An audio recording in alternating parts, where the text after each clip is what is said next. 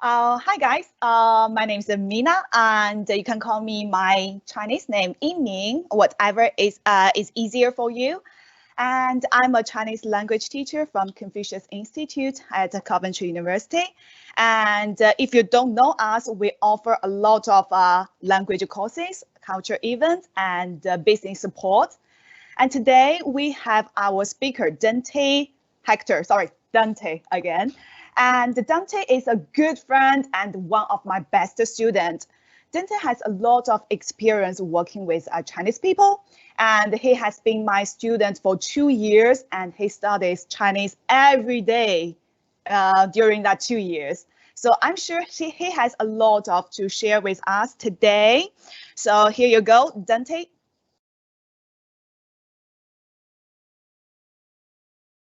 Hello, everyone.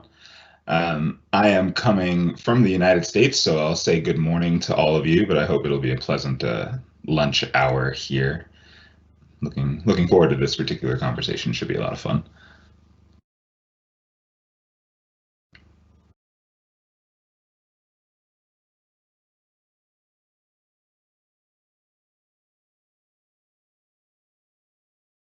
So Dante, do you want to introduce yourself a little bit? What's your background? What do you do exactly? Sure. So, I'm sorry, I'm getting used to there's a little bit of lag, we have whole oceans to go over.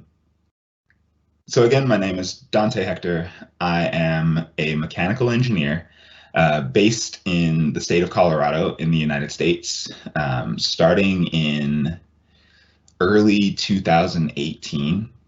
I was working in the semiconductor industry for a very large global company, and my introduction to that company, less than 3 months into my employment there, was being told that I was going to spend 3 months overseas as part of our internal training process.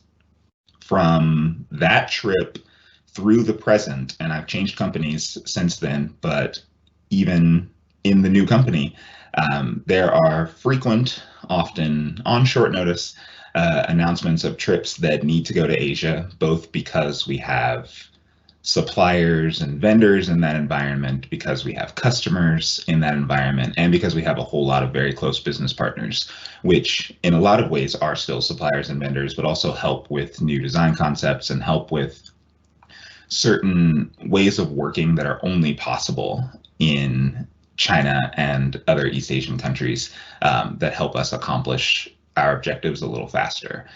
So in that time, since early 2018, I've spent 4 months in the areas and regions around Taiwan, working with manufacturers and customers and partners there. Have spent a little over a month in Korea, ironically working with almost exclusively my Chinese coworkers, and have spent a lot of time in various places around the United States and occasionally in Europe, working with our other Asian engineers and or customers who wanted to come make site visits.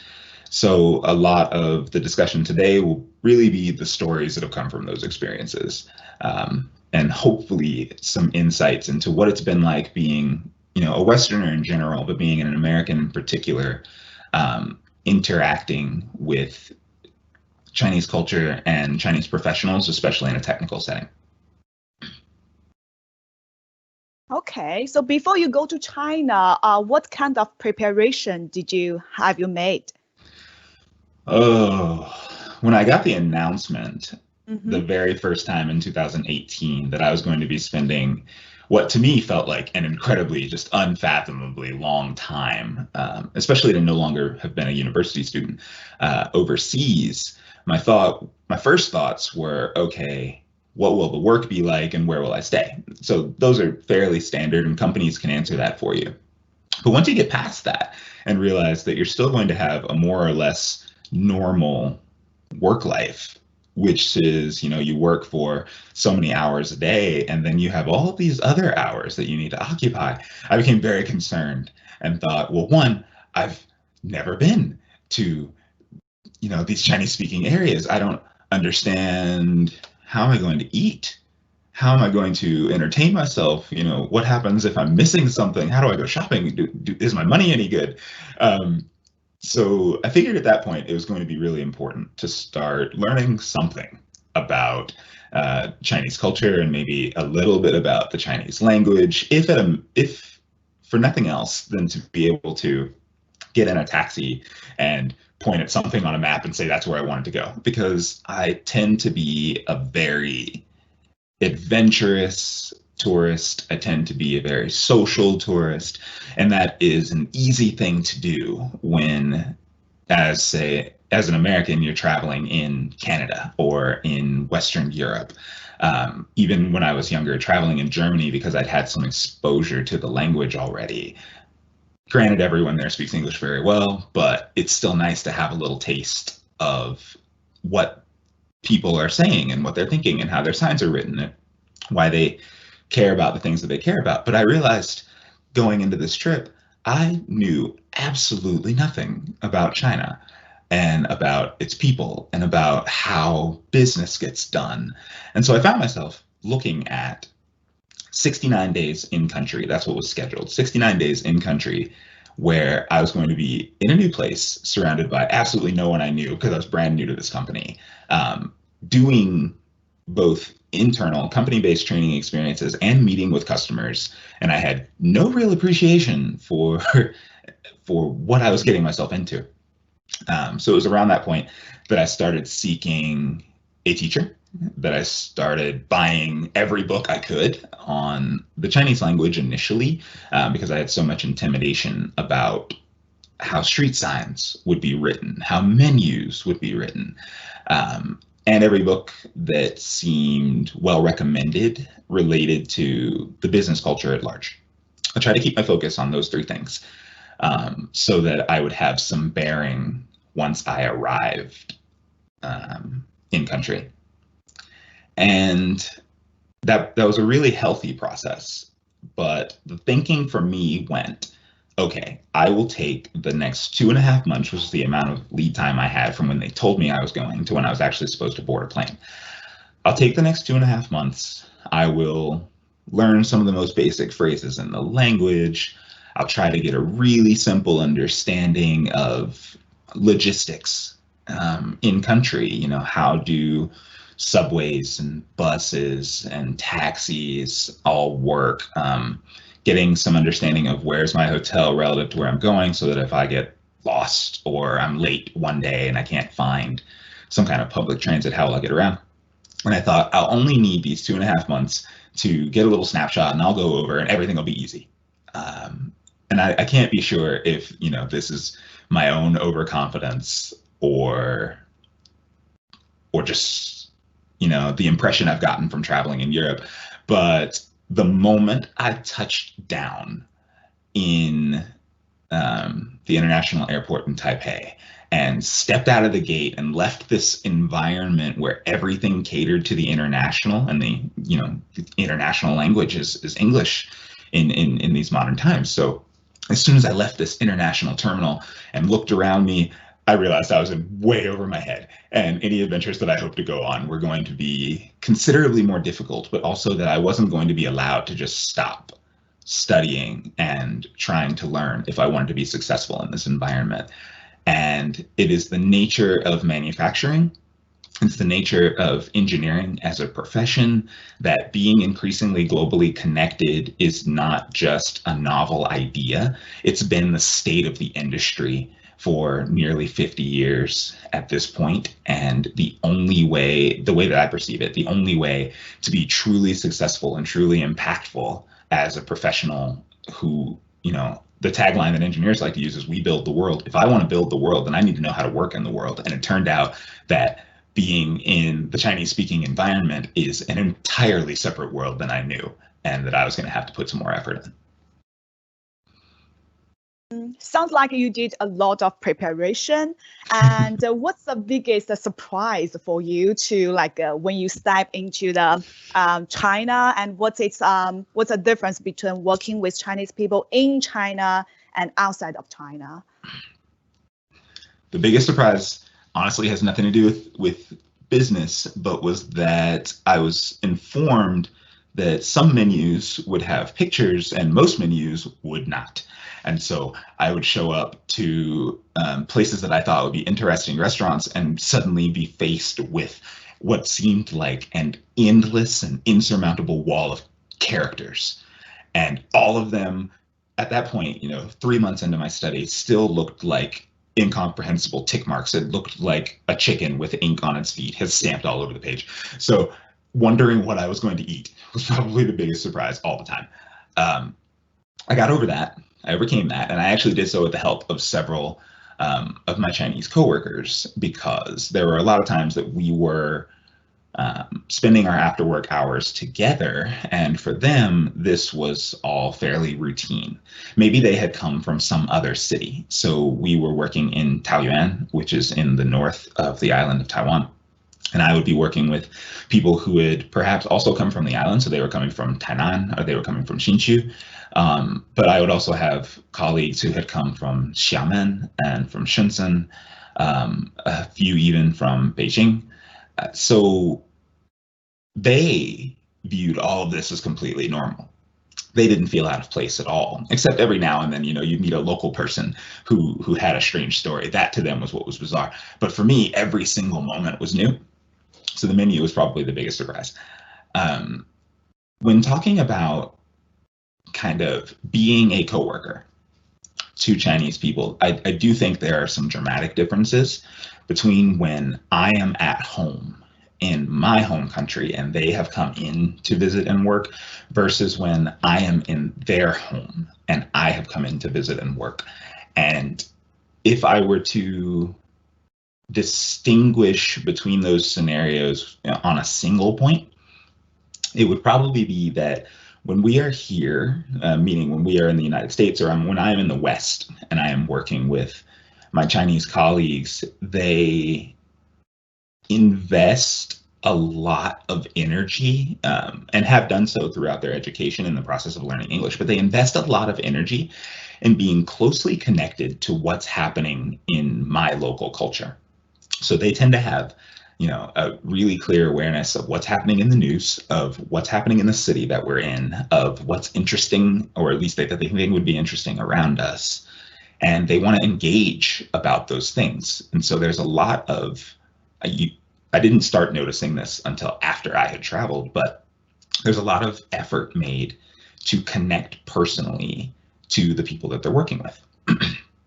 And when I found myself overseas, the way that I would distinguish it is that it wasn't quite that they were working to immerse themselves in my environment or in my culture. So if I'm over in China, it's not that they were reading my news and looking for my pop culture and trying to figure out what I was doing at the time, but that I was then treated very much like a house guest. And even at work, I was treated very much like a house guest, that I was given a lot of deference, that I was given a lot of space, that I was never asked necessarily any sensitive questions, that I was offered a lot of things, whether that was lunch or assistance or directions or whatever it was. And so there was this shift, and I think that it's a healthy shift, but there was this shift from when we were in the United States. I am the foreigner. I want these people to enjoy having me here, to here is the foreigner. Let me welcome them as much as possible.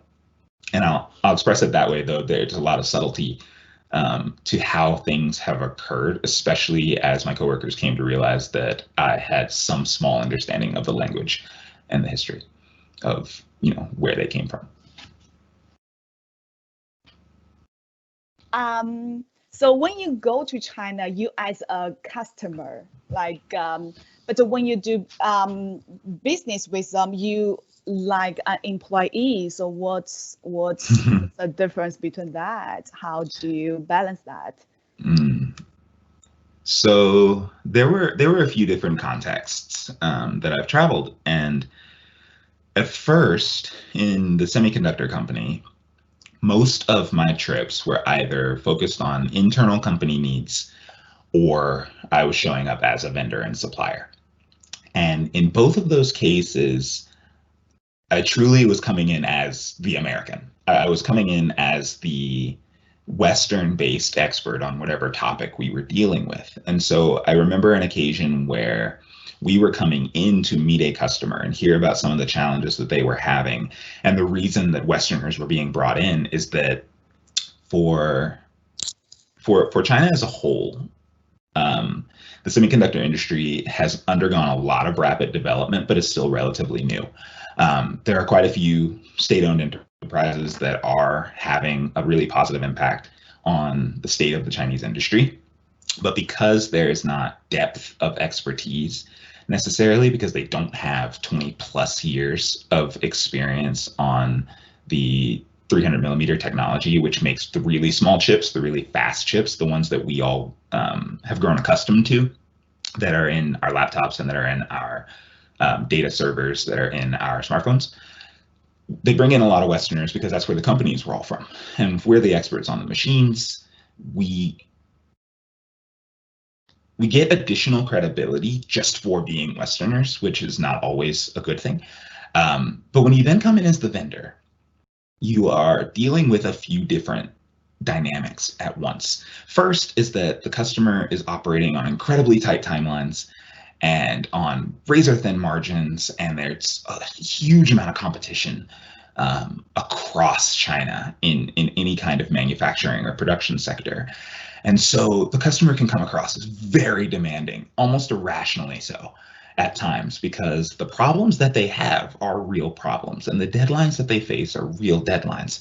But a thing that might take 36 hours to really be thoroughly resolved at machine level, frequently you will not only have the staff of the customer standing alongside you while you're troubleshooting and planning repairs and doing any kind of actual service that's needed, but roughly every 90 minutes, you will have someone from management either call that staff or show up at the tool side and demand an update on the timeline. Like, when can we have the tool running again? What is the actual problem? How are you going to guarantee this never happens? It's really intimidating at first until you get some more appreciation of what's happening across the industry.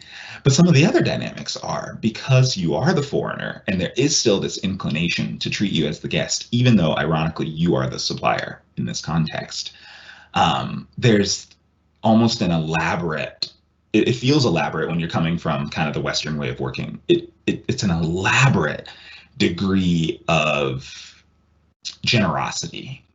So at the same time that I had, on one occasion, at the same time that I had a floor supervisor for the factory quite literally screaming at a person on their staff about the machine being down and about how the vendor is supposed to be fixing it, I had that same manager moments later, like in the next breath, come over and ask me, did I need a break? What were we hoping for lunch? What would we like to do after work? And I was like, there's not going to be an after work. You need this done.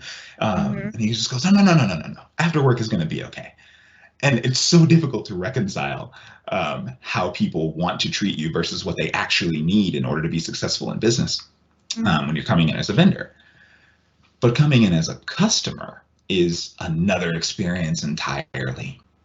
So in my current company, we design both commercial and consumer products, and we have those products manufactured in at one primary manufacturer in the south of in the southern regions of Taiwan. But we have several other manufacturers responsible for other components spread across the mainland, and then a handful of Western countries. So we have some work that's done in Mexico, some work that's done in the United States. But when we find ourselves at our primary manufacturer, there are so many interesting things that now occur. You're dealing with the dynamic of being the guest, weighed against the dynamic of being what is at times perceived as that excessively demanding customer, except now you're the foreigner as a customer, and there are some considerations there. So when we show up, I did these trips. This most recent trip was in October, and when I arrived, because I had some familiarity with where I was, some familiarity with the language, and some interest in revisiting things that I had done before during longer trips, I went on my own. But when my senior engineer arrives at the airport, he is greeted by a driver that is employed by the manufacturer.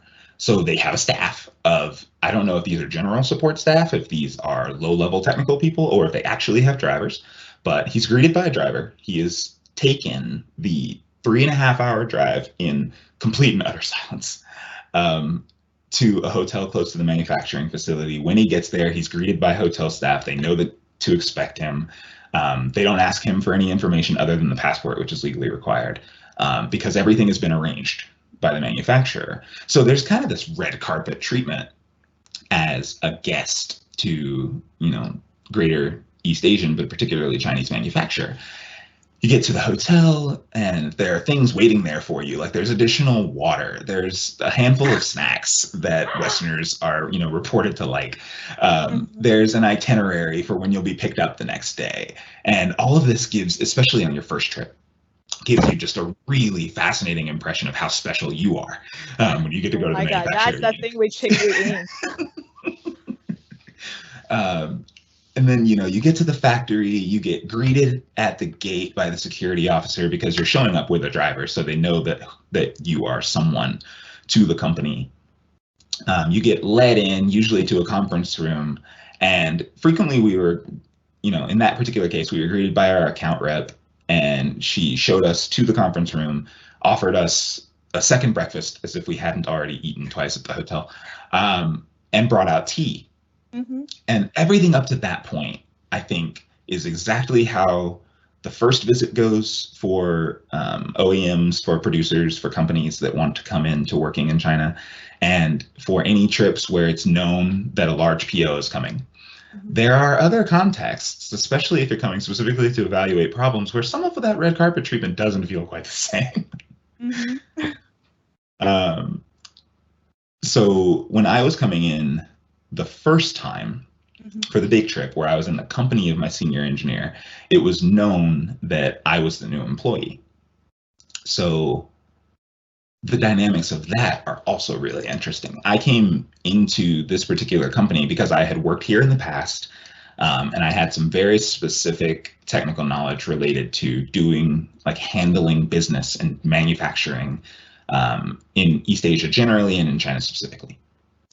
But when you sit down at the table with, an account rep and a technical team and kind of a floor manager in the Asian manufacturing environment, you discover very quickly what the business culture really is. And I don't mean that in any negative way, but I mean that there is a lot of value placed on age and on seniority and on established relationships. And as the new face and as a young face in manufacturing at large, because average age is typically 37 or 38 for the engineer who gets to show up and have any kind of actual impact, 45, closer to 45 for decision makers. So to be young, to be the newest face in the company, and to be someone that none of them had ever interacted with before, I could tell at times that the expectation was for me to sit down, be quiet, and take notes. Wow. So establishing relationships with our business partners has continuously been a challenge for me because there are some stereotypes of Americans that have to be overcome. There are expectations of young professionals that I wouldn't say have to be overcome because we're talking about cultural differences, but that have to be acknowledged and worked around when you want to go do business in this environment. You want to do things quickly and do things productively. So that was kind of what it was like being the employee, that showing up as we'll call it the junior employee, the new employee, meant that it was fairly obvious in meetings that there wasn't a lot of interest in hearing my opinions, that there wasn't a lot of interest in discussing, critical details with me. And I think that this was exacerbated by the fact that I was there with the senior engineer who does have 15 years of experience working with this manufacturer, who has been in their offices and in their environments, oh goodness, easily 30 or 40 times, and who has been their sole point of contact with our technical side for at least 10 years. So in the presence of a superior, it's kind of, I've learned that it is the nature of the business culture at large that it is the superior who speaks, that the junior only really offers information when it's asked of them directly and only when it's asked by that superior. So if you're dealing with this customer supplier dynamic, the suppliers aren't inclined to turn to the junior staff person and say, well, what do you think about this?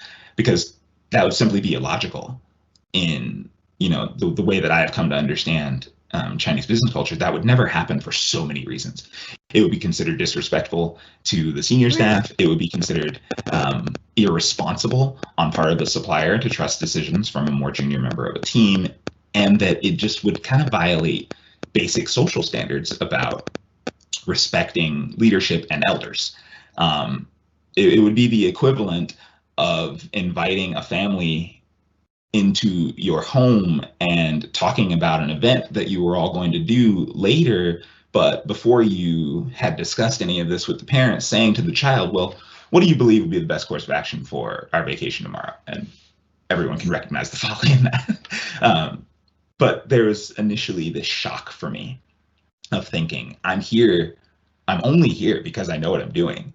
So it's kind of unreasonable for you not to ask me what things I think we should be doing. I've gotten over that, and I've also established some relationships that make it possible to have these direct conversations, but it takes time and it takes some understanding of that cultural aspect, and it really takes a lot of patience. So that as the American, renowned for being impatient and pointing at contracts and demanding things to get done quickly, having a little bit of cultural understanding goes a long way. And it turns out you can get a lot of things done if you just know when to talk and who to talk to. Okay. I have a tricky question. You mentioned that when you first got into China, they treat you too nice, like in a paradise. And do you feel like it's very hard to guess what they really meant? Like they want you to do this, but they don't give you the specific information or something, like let you guess that. Do you think that is a problem? Is it a problem? At times, actually, yes, it is a problem. But in the vast majority of cases, I'm aware enough now, I've done enough business now to know that there are the first level conversations, the second level conversations, and then the very personal conversations. And that all of those are important to getting any kind of business done. The red carpet treatment always feels like too much to me. It's something that I've never really been comfortable with, even in the American context, where if you know a big customer, and we're maybe we're a little greedy here, but when the really big customers are coming, you do all these things and you clean up and you move the desks around and you set up new posters and you get your marketing materials out and you give them just the most fantastical tour that you can. But for the smaller customer, you greet them at the door and you offer them a handshake and you ask if they need a drink. But if the meeting can end before lunchtime, then you end it and you send them on their way. So I never really enjoyed having this dichotomy in how we handle our customers. But one of the realities of working with any given manufacturer in the Chinese environment is that there are going to be absolutely massive customers, the kinds of multinational corporations who are ordering in volumes of millions and tens of millions of units, for whom manufacturers are clamoring to get business because that's really establishes reputation for them. And then there are smaller customers on which they can make larger margins because they can charge higher prices, generally because customers like us have come in because of the reputation that a given manufacturer has. We still get treated very kindly, but because I have also been on the vendor side, I've seen a handful of times how the treatment is different. And that's where I really got to learn, how do you get the information you need? Because by being a vendor, you have the first level questions that you get from your customer, especially at risk of not divulging who a lot of customers are. One of the state-owned enterprises that operates on the mainland primarily, but has offices worldwide making computer chips, they interact with vendors in a pretty corporate way. meaning that you interface with the person who's roughly on level with you. You rarely speak with higher level management, especially as it approaches government leadership. So I started to witness more and more meetings because we as the vendor would be accompanying the customer while they dealt with some other problem, or they would talk about their customers' demands. And when you can watch an interaction between two Chinese entities as an outsider and you know what to watch for, you figure out pretty quickly, how am I really going to get the information that I need? Because what typically happens is if I am sitting in a manufacturing conversation now as the customer, I say, we are having this specific quality problem. It's affecting this number of units. We are looking to get resolution in the next 6 weeks. Tell me what you're going to do to test. And you're sitting in a room with an account representative, technical staff, and maybe even a person from like lower level management if the problem seems big enough to them. And you've said this thing and you just say, what are we going to test? Like, are you aware of this problem and how can we verify its scope? It's a very simple question. And my senior engineer would ask a lot of these when we were sitting in meetings, but then there would be 5, 6, 7 minutes of side conversation, naturally, all of which is in Mandarin. And there's a lot of back and forth, and you can see that some people are very calm about their responses and very measured. Some others are a little more excitable. It's usually technical staff, a little more excitable, a little more frustrated with the demands that the customer is making. And then the account rep will turn back to us after 7 minutes of conversation. That's time that we've been sitting in silence, just kind of watching, wondering what kind of response we'll get. And the account rep will say, we'll look at it. And then there's a long and really awkward silence while we both think, okay, what are we going to look at? Like, what should we do next? Or if there have been a lot of instances where we have proposed design changes or minor process changes, and we say, so what could be the timeline for implementation? Now, in our minds, we think maybe it'll take 2 weeks to, take the one person who's on the production line and have them do this other thing first. And our response will be, okay, we can do that, but it'll take 4 months. Well, good Lord, why is it going to take 4 months? And if you let yourself get emotional that way, then it becomes much harder to appreciate what factors they're weighing and what kind of buffer time they're building in. So I've learned a lot about, the Chinese manufacture process, and because the volumes are so high for those very large customers, making changes for a small customer truly does take a lot of planning, truly requires a lot of resource management, requires a lot of thinking on part of their technical team. But there's also the need to just put some time in. And everyone does this. If someone asks you to do something you don't want to do, and they say, how long is it going to take? If it would really take a day, you're probably going to say a week. But when that happens at the manufacturing level, what might only take 2 weeks to implement is going to be quoted at between 2 and 6 months, depending on how much it interferes with their workflow. And it's learning things like that, learning how their businesses operate, have made me, I think, a more effective customer. Because when I know what kind of volume is being done, when I know what role our volume plays on their overall production schedule, I know a few things. One, I know who I need to talk to. If I really need a change made, I've finally learned who I need to talk to. But two, I've learned how to speak to their specific issues. It's kind of like, even though I am the customer, I have to be the salesman of the production process. And I have to be a salesman in the Chinese culture and not a salesman in the American culture. So I don't get to be pushy and talk about all the ways that they'll win. I instead need to focus on, what their concerns are about doing this and how this is going to be good for both of our businesses. And I have to do so in a way that doesn't increase my own costs. Okay. Oh, we got a question from my other favorite student. And Chidi asked, was it hard to adjust to the junior or senior format? And if yes, how do you adjust yourself to it? I definitely found it difficult, especially initially. I am not accustomed to, what's the best way to say this? I'm not accustomed to being assigned status. And if I am, it's always on the basis of merit. And one of the realities of coming in as a customer or even as a vendor into a Chinese manufacturing environment is that they have no way to know what merit I have. And it took a while to put my ego aside to recognize that fact. So the way that I actually dealt with it was threefold. So initially, my very first trips into the broader Chinese speaking world, because we did a little work in Singapore as well.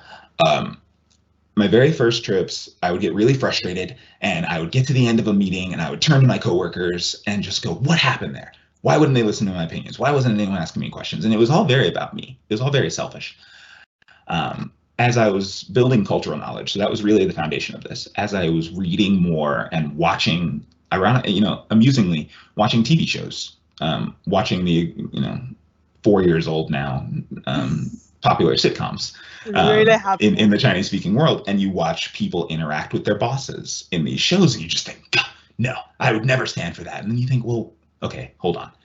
This isn't about me. If this is going to be about relationship management, then I need to see what's really happening. What are the dynamics here? Who are the people who get respect immediately versus those who have to basically demonstrate their worth?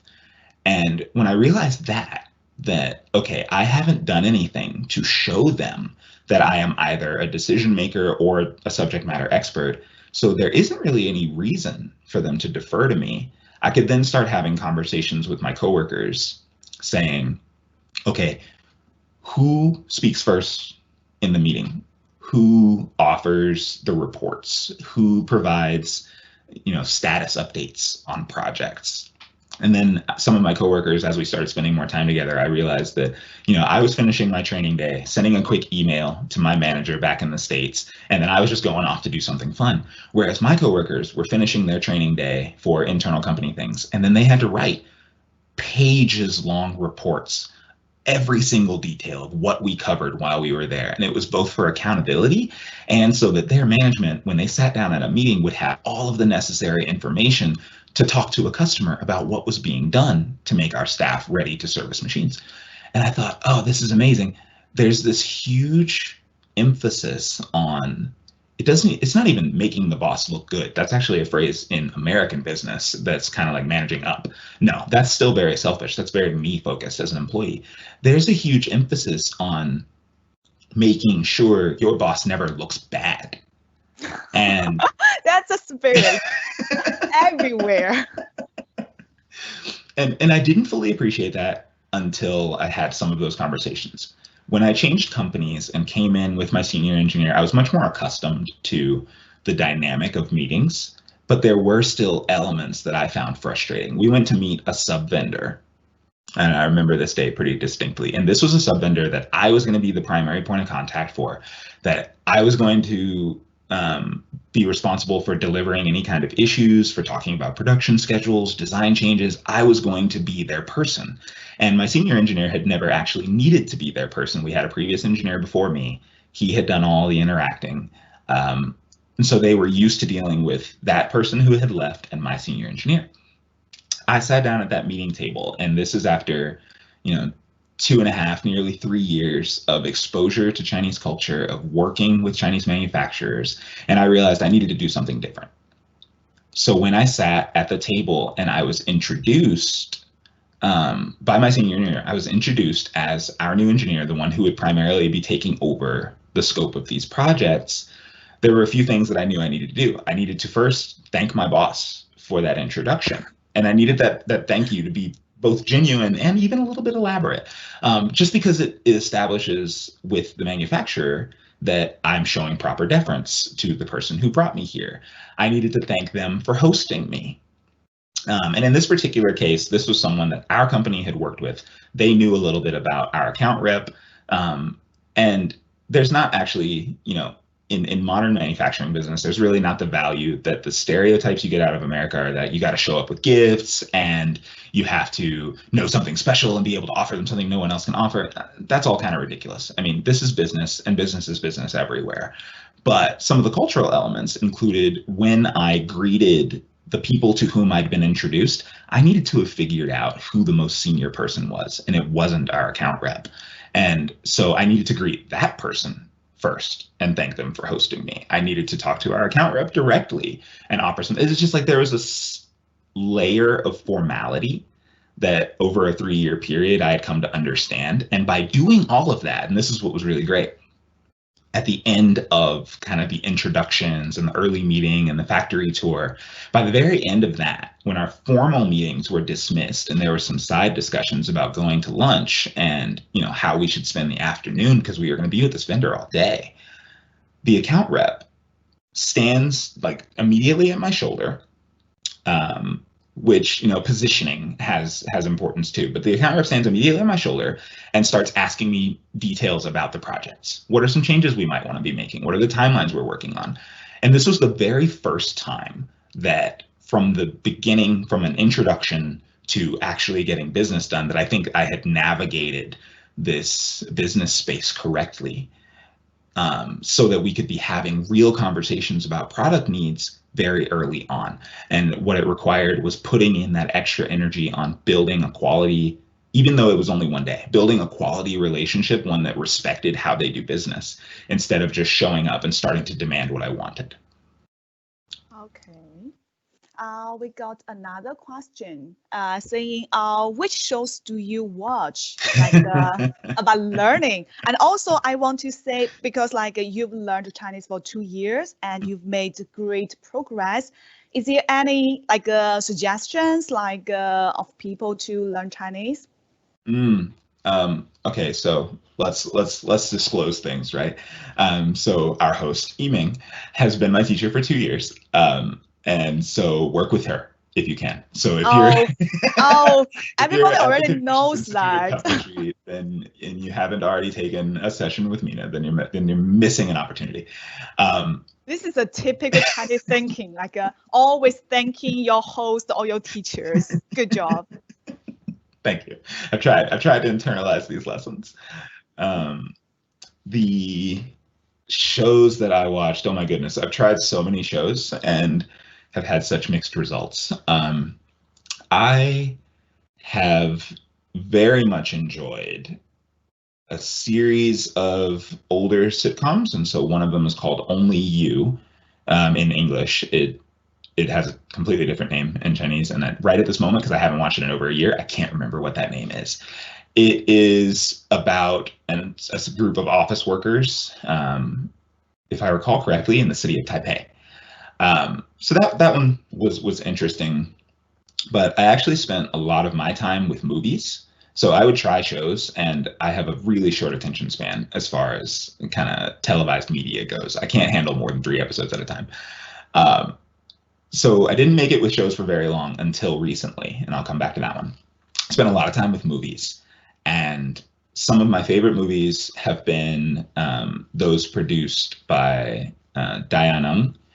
And so he has done Waiting Alone, which again is an English title. He has done Wished, which in 2018 was a smash across the mainland. So if you're going to watch one, that one's pretty fun, because that one's about this struggling insurance salesman whose kind of regional earth goddess grants him a bunch of wishes that he didn't intend to make.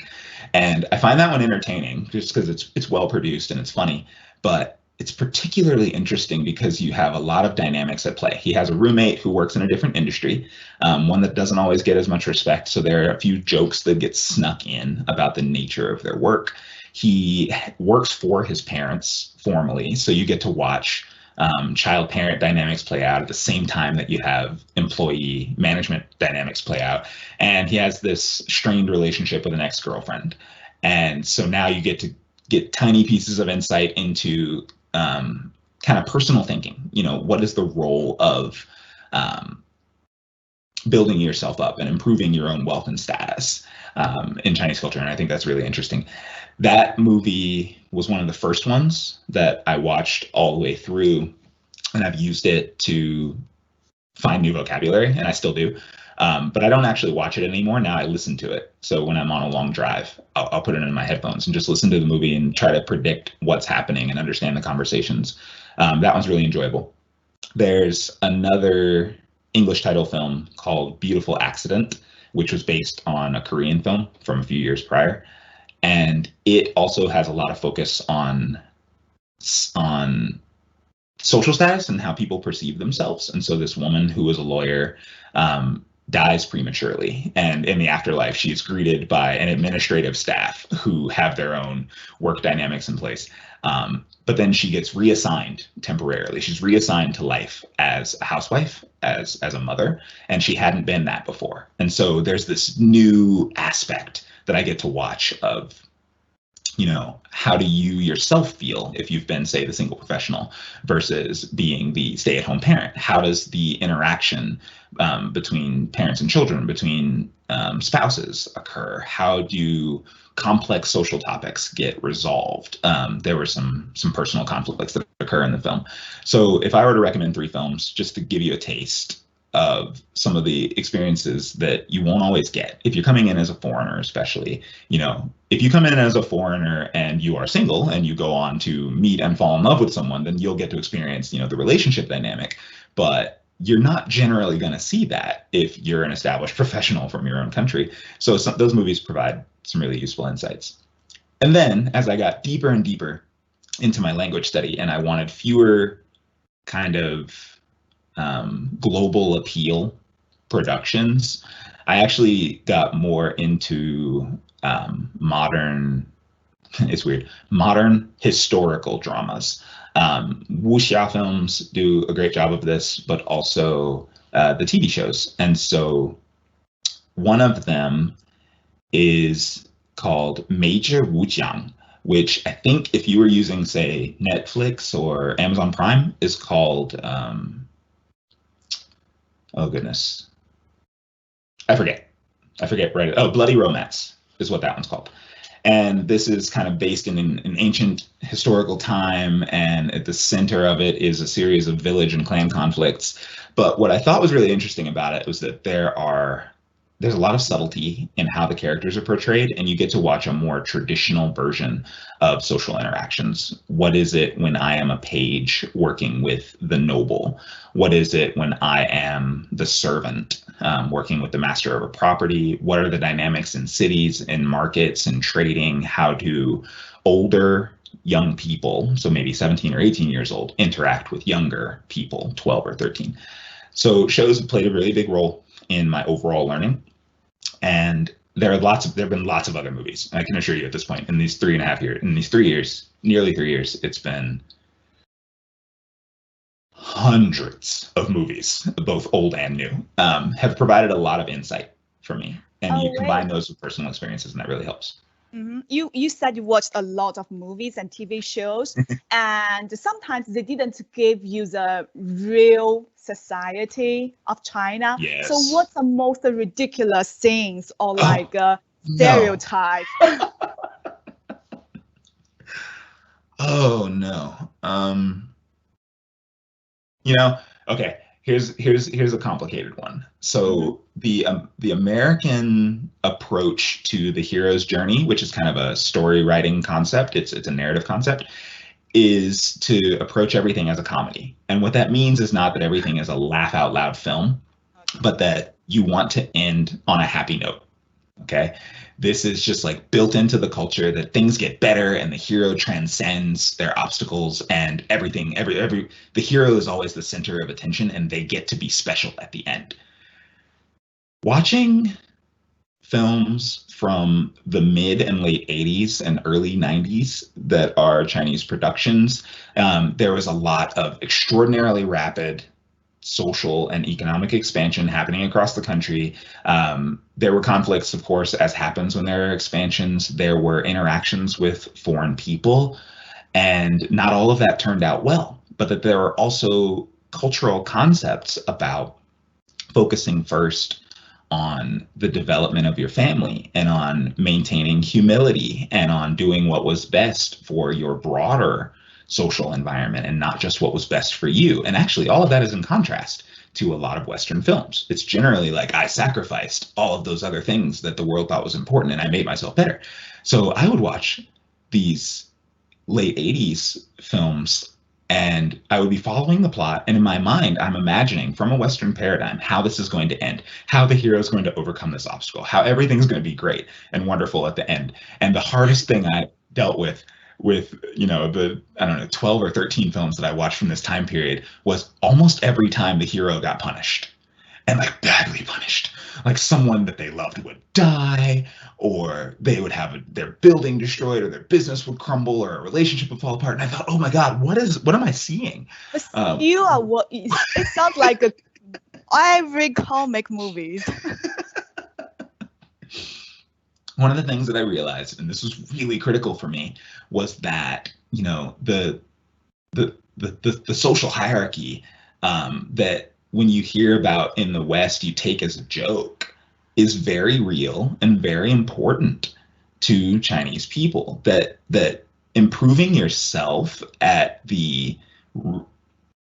the detriment of your family or to your immediate social network is not only frowned upon, but it's just completely counterculture, and not in a 70s America counterculture way where our music was speaking out against government, not like intended to incite change, more counterculture, like offending to the sensibility. And so there were movies being made at the time about people who behaved in what in the 80s were perceived as distinctly Western ways, and that kept showing up as a theme, like, no, that's not how we do things here.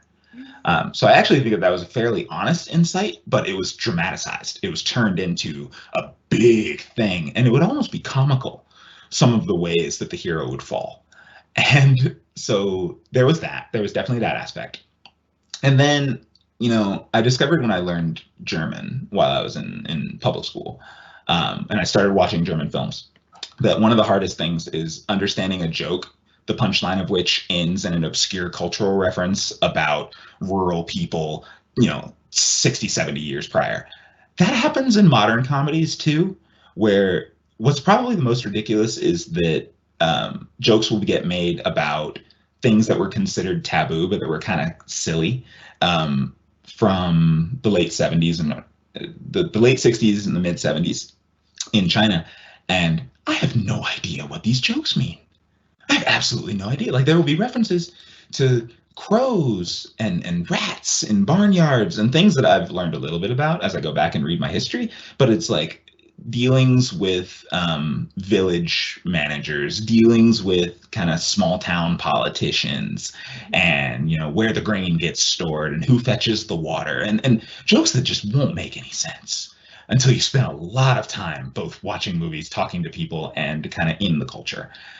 So that's been hard, but that's what approaches the most ridiculous, that the hero doesn't always win because Western ideals don't apply here, and that you really have to understand kind of the agricultural and rural agriculture background of a lot of Chinese families to understand the humor in some of the newer movies. Yeah, that's true. That's true. And also, I want to ask, working with Chinese people is definitely related to a lot of meetings and a lot of dinners. How do you feel about that? Okay, so I talked a little bit earlier about the dynamic of meetings and how, the senior person speaks, and it's not always easy to get the information that you want, especially on specific topics. What I also learned is if you want to get things done, then you can't skip dinner. You can't miss the after dinner drinks. And in the particular case of working with my coworkers while I was in Korea, we didn't start to get along until karaoke. And that happens with me and my friend. The dynamic when I was in Korea was actually really interesting. So I was there on behalf of the semiconductor company to present to, still inside the company, our Chinese engineers. We all met in Korea just because it was kind of neutral ground. And I don't mean neutral politically. It was neutral, like easy to travel to, and it was easy for them to book up a bunch of conference rooms because things were busy in the States and busy on the mainland. So we were all in these long presentation sessions together, and then we would all take taxi rides to the same hotel.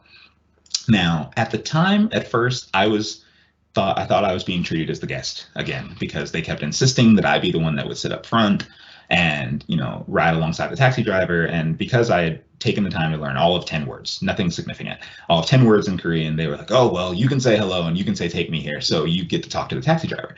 And there was an aspect of that, but the rest of the dynamic was actually that my Chinese colleagues would sit together in the back, and that had two things. There were two elements of that.